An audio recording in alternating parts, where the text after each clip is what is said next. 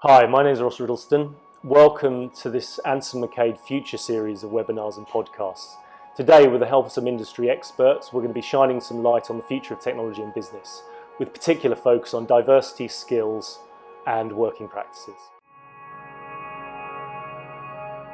Today I'm speaking to Richard George, Chief Data Scientist of Faethm. Good afternoon, Richard. How are you? Good, thank you. Good, thanks for joining us today. I suppose to start with, could you just tell me a bit about what you do and a bit of rundown on Faethm, if that's okay? Yeah, definitely. So Faethm is about 2 years old now. Faethm was founded by Michael Pridis and Caroline Colley, both coming out of big organizations. They both seeing the impact of automation on people's jobs. They wanted to create a product that could help organizations, help governments and individuals better prepare themselves for automation. Particularly for Michael, who used to be a partner at BCG. He would often introduce new technologies which would lead to the automation and then redundancies of the workforce. And he would ask the CEO or CFO or CTO who was running the program of work, so what would happen to these people? And there was often a shrug of shoulders. Well, it was a cost takeout opportunity. There was no thought about the individuals losing their work. So Michael and Caroline got together to create Faethm and the Faethm platform. And the Faethm platform predicts the future of work. It looks at jobs and predicts who in the organization is at risk of automation. So I joined Faethm in June last year to bring the platform to life. So I've got a background in data science after completing a PhD in bioinformatics, which was data science but applied to life. And now I'm doing data science as applied to business. I worked at Woolworths, led a team of quantum data scientists at Woolworths more recently, and then got picked up by Faethm to create our platform. So I built some machine learning tools to predict the future of work. So given a job, how likely are you, given the skills that you need in that job, how likely are you to be automated? We package that up onto a SaaS platform where our clients can load in their workforce data and get a holistic view of the impacts of automation across the workforce. We released the platform a year ago, and we now have 32 clients across the globe. We're working with a client from every industry, and we're working with governments. I've been out to India to work for the Indian government and Department of Foreign Affairs in Australia to understand the impact of technology to trade partners. We're working with the government in Canada, government in Luxembourg. We've had massive traction in the year since we launched our platform. And now we're going into the next phase of our growth, where we release 2.0 of our platform, where we're looking at not just automation, but also the augmentation of work as well, where we're looking at what productivity gains can be achieved through emerging technology. So that's Faethm. I can go into more. Yeah, no, that's great. It's a great roundup of something that's probably got a lot of aspects to it. I suppose, so how are Faethm using then AI to predict the future of work? I mean, how do you go about doing that? Yeah, so I loosely just mentioned it just now. So we built a machine learning tool. Some people may not call it AI, but it uses machine learning to understand and predict the automation risk for a job. How that works is we have a group of experts who we ask their opinion on whether a job can be automated or not, based on their own expertise. We get a consensus view of here are the jobs which are certainly going to be automated in the future, and here's a set of jobs which will never be automated. And our machine learning tool looks at these jobs, learns from all the different skills that are needed for those jobs, And when it sees a new job with a set of skills, it starts to recognize those skills which are going to be less important in the future, or the skills that will be important in the future, and then makes a prediction. Yeah. So whenever a client loads their workforce data into our platform, every role, we map it to a role that exists in our database. So we assign skills to that role, and then we can make a prediction. We can predict how likely that job will be automated or not. Yeah. And now in 2.0, we then move to looking at tasks rather than job as a whole.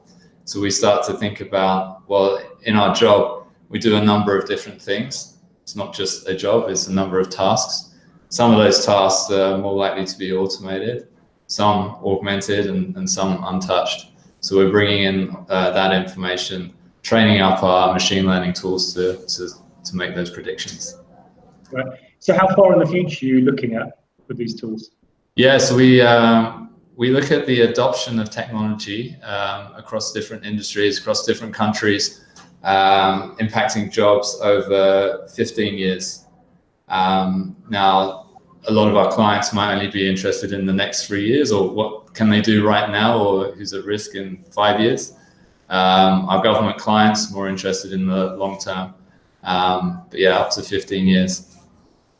So it's quite interesting as a concept to use technology now to predict how things are going to change in all those areas you've mentioned in the future. Yeah. Right?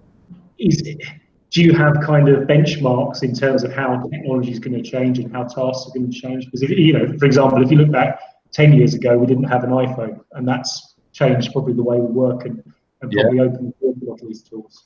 Yeah, no, it's really hard to predict the future, and most people think in linear terms.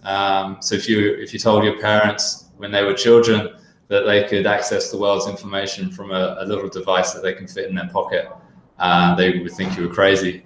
If you asked, or you told their parents when they were kids the same thing, they would think you were writing a science fiction novel. No one can see how technology can impact work very accurately, which means it's really hard for organizations to, if they're planning for a new product, or they want to invest in some technology that could improve their workforce, or any technology decisions, it's really hard to know, is this technology going to be redundant in the next few years? Will it be replaced by even new technology?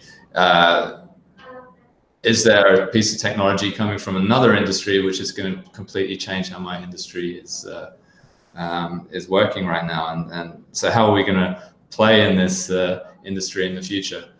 So it's really hard for countries, companies, or individuals to know what's coming. So that's why we created the Faethm platform, to try and remove that uncertainty and get facts about what will happen. So we do rely on experts from academia, from industry, or technologists who have a clear understanding of what's coming. We then we apply that in the machine learning models, as I said. We also want to understand, and we have to interpret, and we do some kind of systems thinking. If this event happens, what's going to happen here? So we're doing that now. We're moving away from just predicting the impacts of work. So our models are a prediction of the direct impact of technology to work. We're now looking at these indirect impacts, as you suggested. If a new technology comes in, like batteries in the home, for example, how will that impact the power plant industry? It's an indirect impact. It's not impacting someone's job, but it's impacting a whole industry. So we're starting to look at technology as it comes in, emerging technology, and its impact to a value chain of a business. So we're taking it further than just work. Yeah. So I mean, you mentioned it at the beginning. Obviously, automation has come in as a cost-cutting tool. So what are the socio-economic benefits of Faethm's platform, and how are they being played out? We've had a lot of interest from governments who are interested in the impact of their workforce across the country. from emerging technology to understanding where in the geography will there be, say, major impacts. Say you're in Victoria and you've got a lot of manufacturing, and you're seeing a lot of manufacturing jobs disappearing to automation. So it's helping governments look at the workforce and how that's going to change, and then look at future job demands. So, for example, let's say in our model we're predicting accountants as being high risk of automation. But we have something in our platform called the job corridor, where we're looking at what's the next best move for an accountant. We can look at the skills the accountant has and see, are there transferable skills that take them to a high demand job. So in this model, we can see the accountant actually matches information security analyst very well. But there are some skill gaps. So the accountant doesn't necessarily need know how to program. So it means they can, while that's a job they could do, they need to spend 6 months learning to code, and then they can start applying for these jobs. So from a government perspective, they can see what are the jobs that they're going to need in the future from future industry growth, and look at the workforce, which will need to be looking for new work, new careers, and marry those up, and then influence the education programs to be able to transition this workforce. And for a company, rather than making their say accountants, sorry to pick on accountants, but rather than making them redundant and trying to source a qualified cybersecurity analyst or whoever from the outside, they can train these people up within the organization and put them into those jobs. So so we have a tool in the platform called the Job Corridor, which allows or helps the HR organization manage that work, manage their strategic workforce planning. Yeah. And are you seeing much uptake on that? Most of our clients right now are buying it for that purpose. We have more conversations with the HR organization than, say, the IT organization. Typically, the IT team will have an idea of where they want to focus. They're going for quick wins. They'll bring their IT team together to automate a process or bring on a consultancy service to come in, but not thinking about the workforce consequences. And then the HR team are seeing this risk to their workforce, so they're bringing on, say, us or other consulting firms to then consider the impacts to the workers and how they can help these workers transition to other roles in the business. So for us, yeah, most of our clients have been from the HR side. Yeah. Sorry, just changing the subject slightly. Is there going to be a critical point where automation kind of plateaus? Because at the moment there's a lot of uptake, financial services, for example, accounting, a lot, around business processes and a lot of BAU work.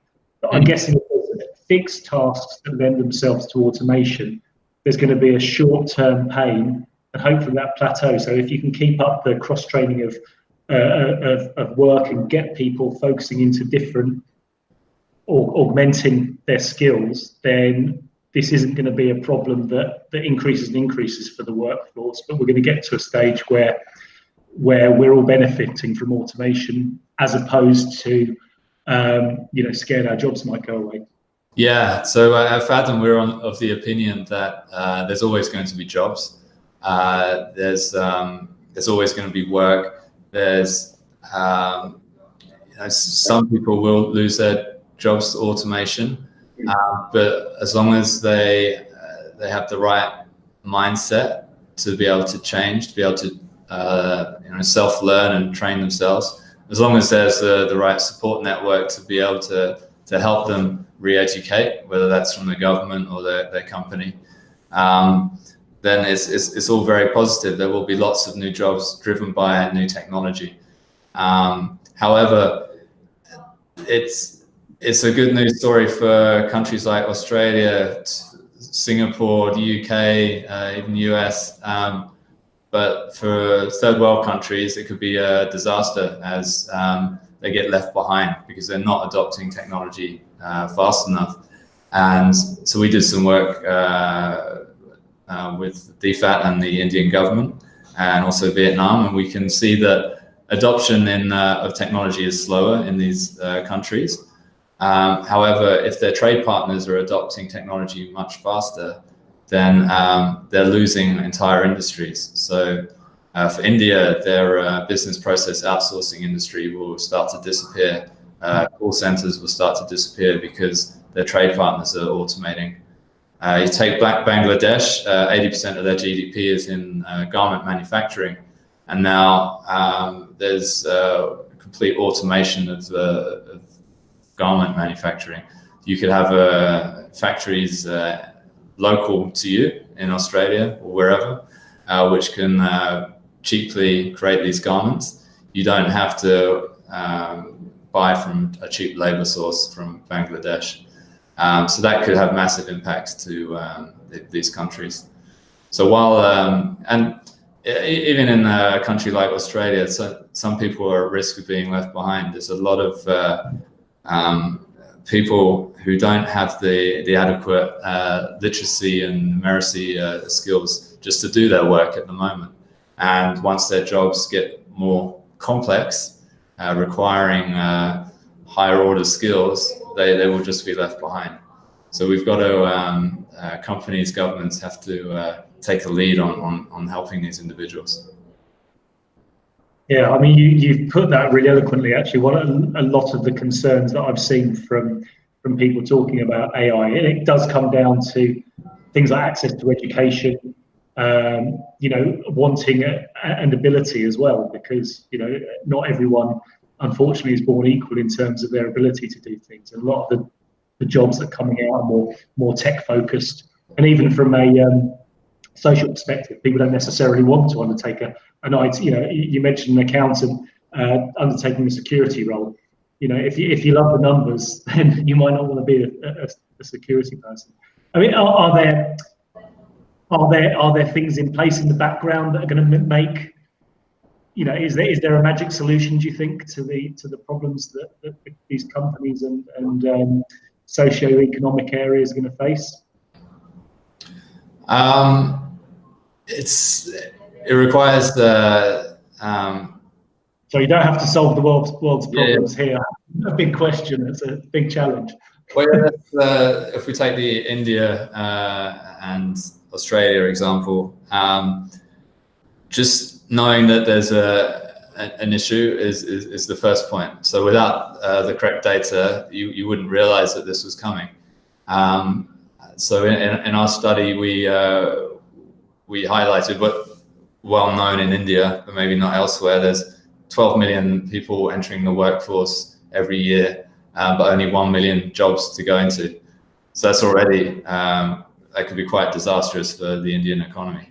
But there's definitely opportunities for trade partners like Australia to assist with India. India's a massive country, a billion population, and Australia is tiny in comparison.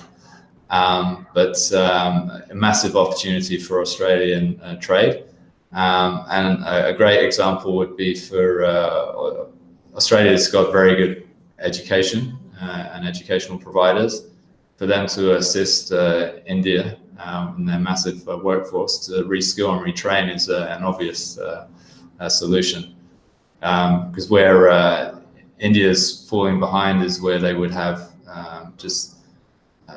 where the workers are just not educated enough to bring on take on the jobs of the future. So there's millions and millions of people in India who haven't used the computer yet.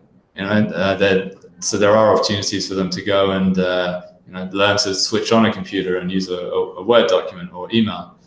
This is stuff that is just normal to everyone else, say in Australia, but not so in India. So there's opportunities for Australian education providers as an obvious first step.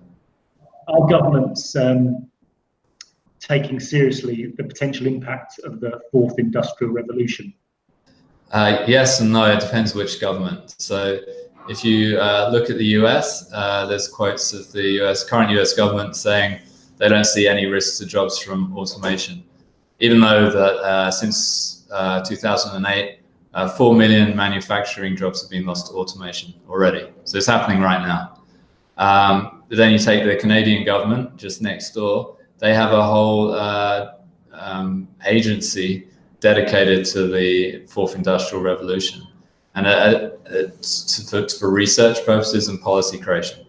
And a second agency that we work with called Mars, they're a joint government and industry joint venture, which is there to establish the industries of the future, which will create the new jobs of the future.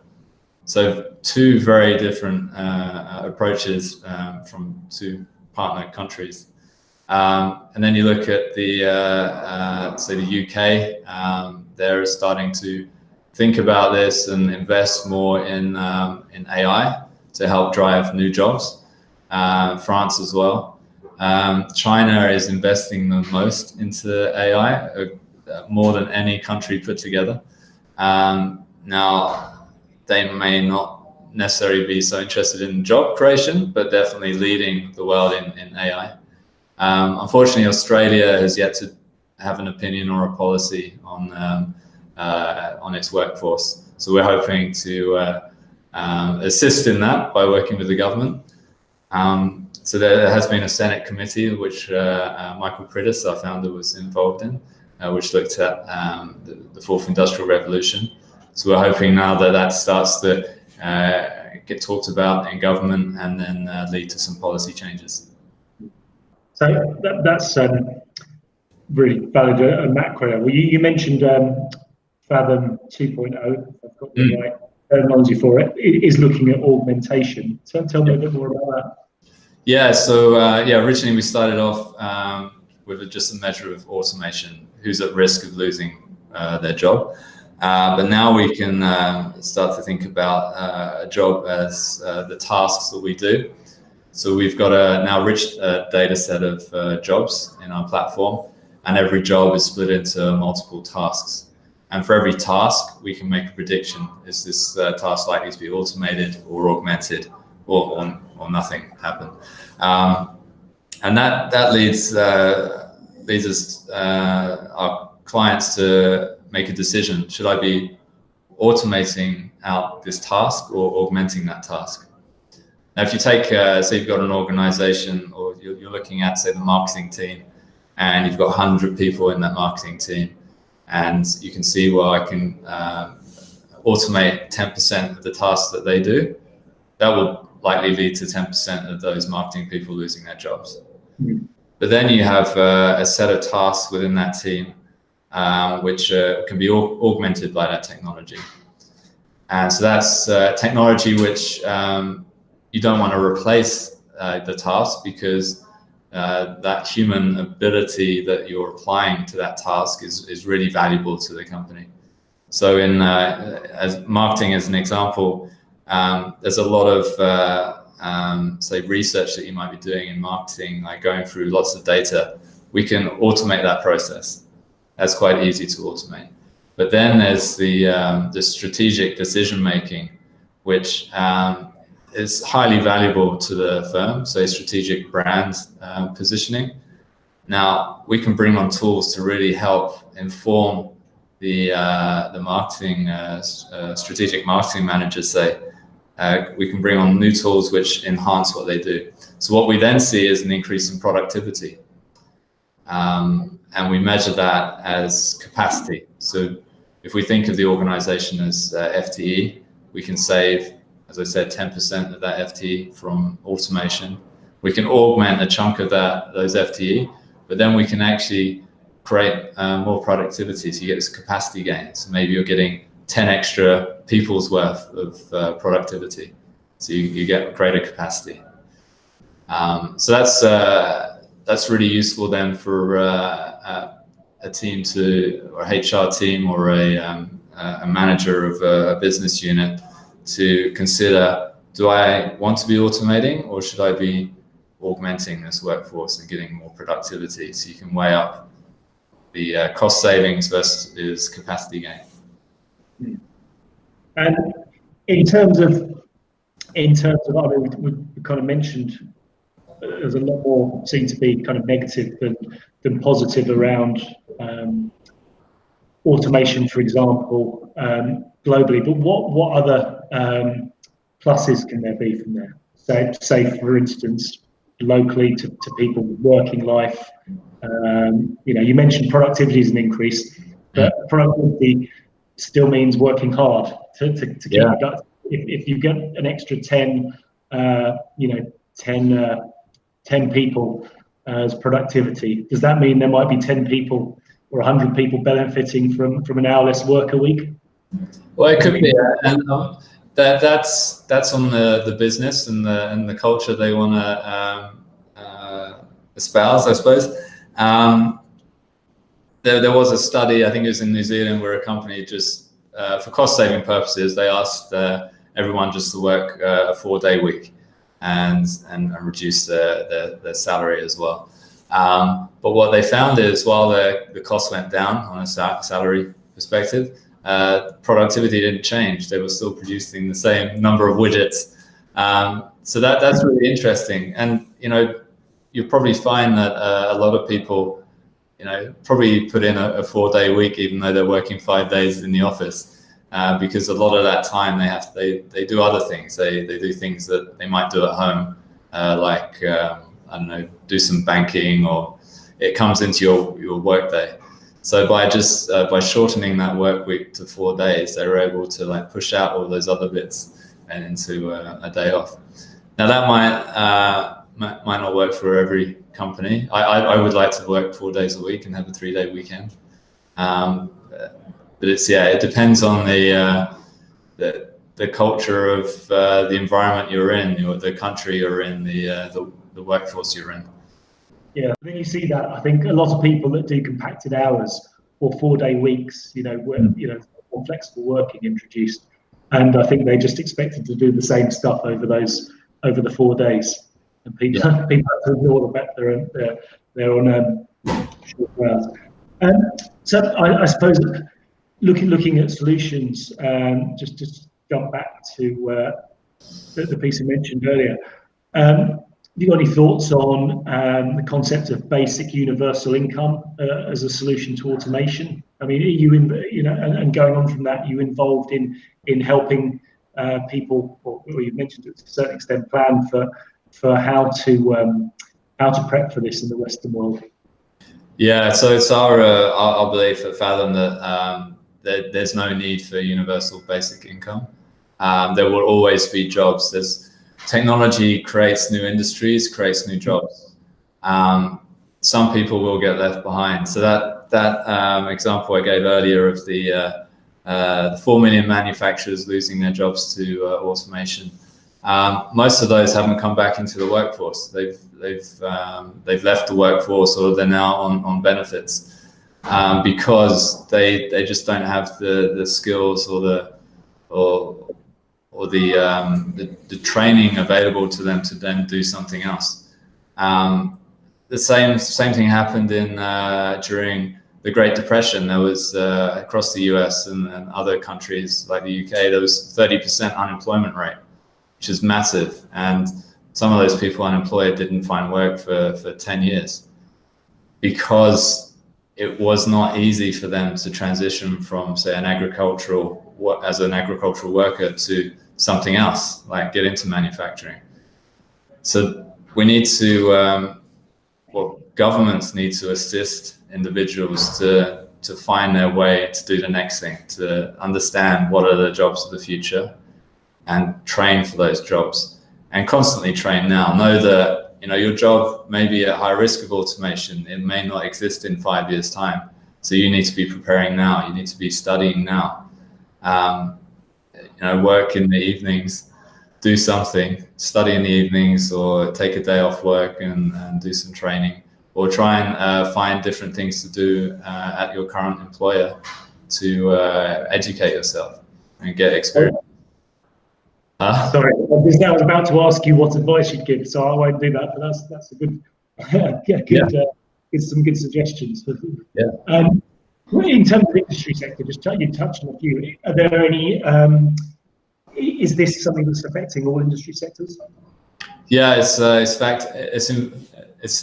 affecting every industry, some more than others. So if you look at healthcare, we're predicting in our models very little automation, but masses of augmentation.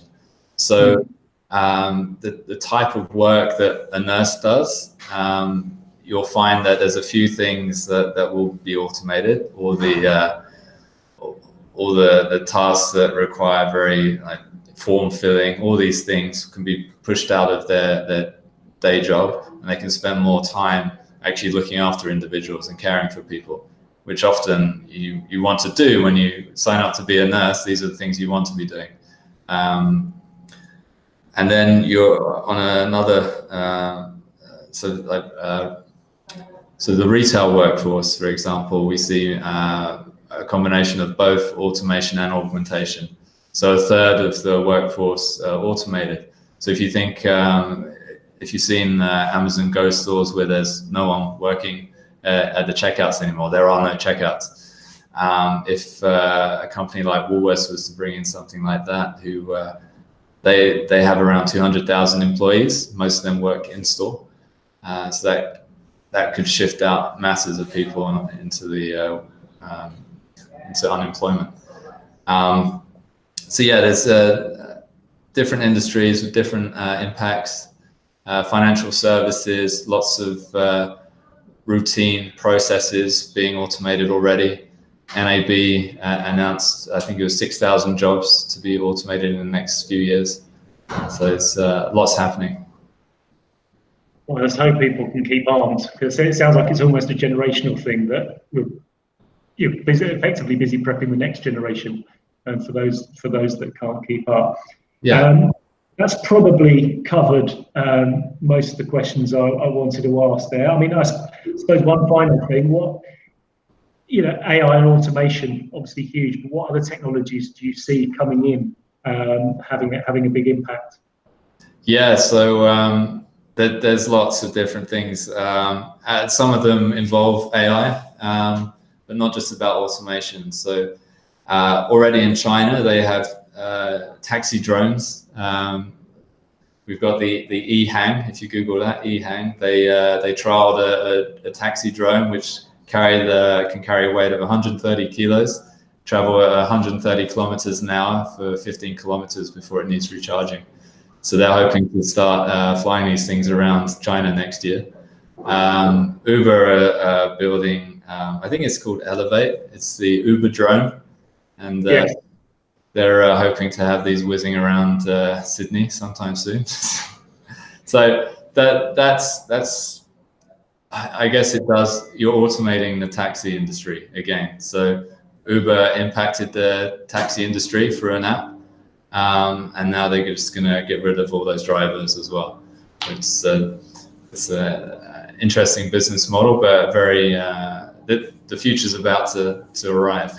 Yeah, it's a brave new world, isn't it? Yes. And a final thing, okay, I'm sure I can't remember if it was Stephen or a few people have spoken out, but there's the concern that we're going to get to Judgment Day, Terminator type scenarios where machines self-learn and decide that we are perhaps not necessary in terms of the future, where the robots take over. Do you think there's a danger of that? No, I don't, because maybe in 1,000 years, but I think what's more likely to happen, and you can see it through our history as humans evolving. We started off with simple tools, now we're using more advanced devices. It's just part of our evolution. We're going to start bringing on technologies that are going to augment us. So while we'll be wearing external devices now, like Google Glass or just our phones, we'll start to be using devices using our brain signals and then other things before. And I'm talking hundreds of years of evolution, but we'll start becoming at one with technology as it advances as human beings. Probably not for our futures, but you're starting to see some of that happening. Yeah, that's an exciting time. So thank you. Well, thanks, Richard. That's a really interesting insight. I'm glad recruitment could never be automated. Yeah, I understand the numbers.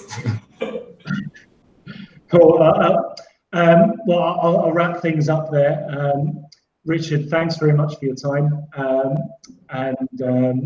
Yeah, all the best with Faethm. And it sounds like you guys are doing some good work and looking at some real positive angles to augmentation. So hopefully, well, long may it continue. Yes, great. It's been great talking to you. Thank you very much. Yeah, thanks, Richard.